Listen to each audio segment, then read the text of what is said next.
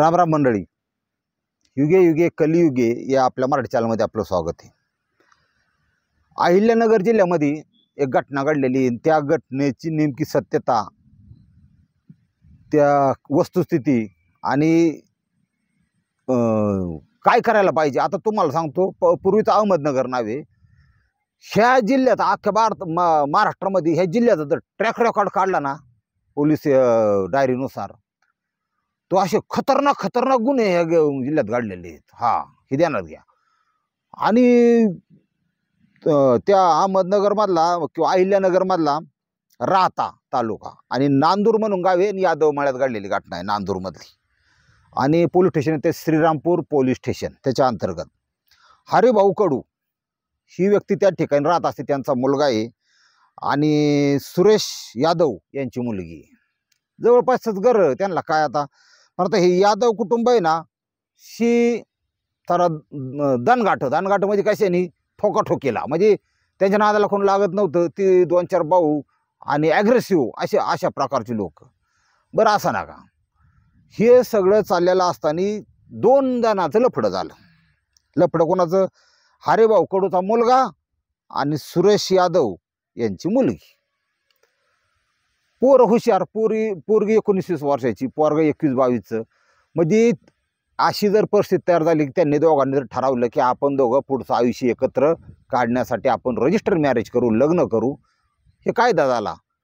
पण अशा लग्नाला दोघांचं राहण्याची तयारी, लग्न करायची तयारी, सगळे समाजाची मान्यता असतीच, त्याला काही फरक पडत नाही। पण दोन्हीकडच्या आईवडिलांची मान्यता आहे का नाही, हे लय महत्त्वाचं आहे। हा, मग त्यांच्यावर झालेले संस्कार, बिघडलेलं वातावरण, मोबाईलचा गैरवापर, अनेक गोष्टी कारणीभूत आहेत त्याला। पण त्यांनी जो निर्णय घेतला की बाबा असं पळून जाणे वाकडं ते असं नाही करायचं, आपण जायचं असं कायदेशीर लग्न करायचं, आणि त्यांनी ते कायदेशीर लग्न केलं। लग्न झालंय 12 ऑगस्ट रोजी। लग्न झालं की ते कसं असतं, थोडं लगेच तिथं येत नाही, कारण प्रॉब्लेम होतो। ऑनर किलिंग सारख्या घटना घडतात, पुरीला तरी मारतात, नाही तर पोराला तरी मारतात, नाही तर दोघालाही मारतात, काही होतं। लोक काही एवढी सरळ नाहीत, लोक एवढी प्रगल्भ अजिबात नाहीत। आणि का असू नये, त्या बापाला रोज मारण बघावं लागतं, त्याची पोरगी पळून गेली। तो चष्मा घालून फिरतो काळा, ध्यानात ठेवा, लोकांना नजर देऊ शकत नाही, बरीच येत अशी। हरिभाऊ कडू त्यांना सांगितलं लग्न झालं, दोघाला पाहिजे सांगितलं असं लग्न झालं। अरे म्हणले ही तर लय अवघड झालं आता, ही काय पाटील। जसं ह्या यादव कुटुंबियांना कळलं, ती तर काय सापावणी त्यांनी फडे काढली। म्हणले आमची पोरगी असं तसं, त्यांनी पण त्यांना या गोष्टीत मानावं लागेल। त्यांनी पोलीस स्टेशन गाठलं आणि आमच्या मुलीला पळून नेले, फुस लावून, अशी कंप्लेंट, तक्रार दाखल केली। आता कायदेशीर तक्रार घ्यावं लागते। घेतलं की ते हे ज्यावेळेस हे प्रकार पळून नेलं आणि हे ते कळलं ना, जे साईटला लपलेले होते पाहुण्या रावल्याकर, ते नवरदेव नवरी हजर झाले पोलीस स्टेशनला। आता त्या ठिकाणी पोराचे आईबाप आहेत, मुलीकडचे आईबाप आहेत, मामा आहेत, काळे कुटुंबीय, आणि नवरदेव नवरी। पोलिसांनी विषय काय पाहिला, ते म्हणले साहेब कायदा आम्ही सगळा जाणतो, आम्ही फुस लावून दिली, ही तक्रारीत काय अर्थ नाही। आणि स्वतः मुलीने स्टेटमेंट दिलं नवरीने की मी माझ्या मर्जीने, आणि मी 18-19 पूर्ण आहे, मी गेलते, आणि ते सर्टिफिकेट आहे ते पण दाखवलं। आता ते पोलीस काय म्हणणार की ठीक आहे बुवा, मग ते म्हणले 2 दिवस आमच्याकडं, पोरीचा बाप मानला, पोरगी आमच्याकडे नेतो 2 दिवस आणि मग पाठवतो त्याला, असू द्या। नेली पोरगीने नशीब तिला मारून बिरून नाही टाकलं, तिला घरी नेली, पण पाठवणारच परत। मग नवरदेवनी परत पोलीस स्टेशन गाठलं। म्हणलं माझ्या पत्नीला माझ्या परवानगीशिवाय ते पाठवत नाहीत, आता त्याला डांबून ठेवलं असू शकतं, त्याला हारमार होऊ शकते, काय होऊ शकते, हा फक्त संशय आहे माझा। माझी पोलीस प्रशासनाला विनंती आहे की माझ्या पत्नीची जाऊन जबाब घ्यावा, तिची जर इच्छा असेल तिथं राहायची ना तर राहून द्या, माझं काय म्हणणं नाही, फक्त तिच्या इच्छेनुसार वागावं। म्हणजे त्यांचं प्रेम एकनिष्ठ घनिष्ठ असलं पाहिजे, ह्या स्टेटमेंटवरून कळतं। आली परत पोलीस तिथं, पोरगी म्हणली मला अजिबात नाही थांबायचं, मला माझ्या नवऱ्याकडे जायची। पोलिसांनी तिला नवरी घेतली, पोलीस स्टेशन आणली, नवऱ्याला म्हणली तुझी बायको, जाऊन दे गाडी, थांबू नका तुम्ही अजिबात इथं, मोकार गोंधळ करायचं काम, कारण कायदेशीर प्रक्रिया आहे ती। ते निघून गेले। तर पोलिसांना आताही वाटलं की आता हे आपला बराच वेळ गेला, हे जरा शांत होईल, वातावरण निवळण. कारण विषय असतो पोलिसांच्या डोक्यात हा म्हणजे महत्त्वाचा असतो की काही झालं, कायदा आणि सुव्यवस्था बिघडली नाही पाहिजे, हे त्यांचं प्रथम कर्तव्य असतं.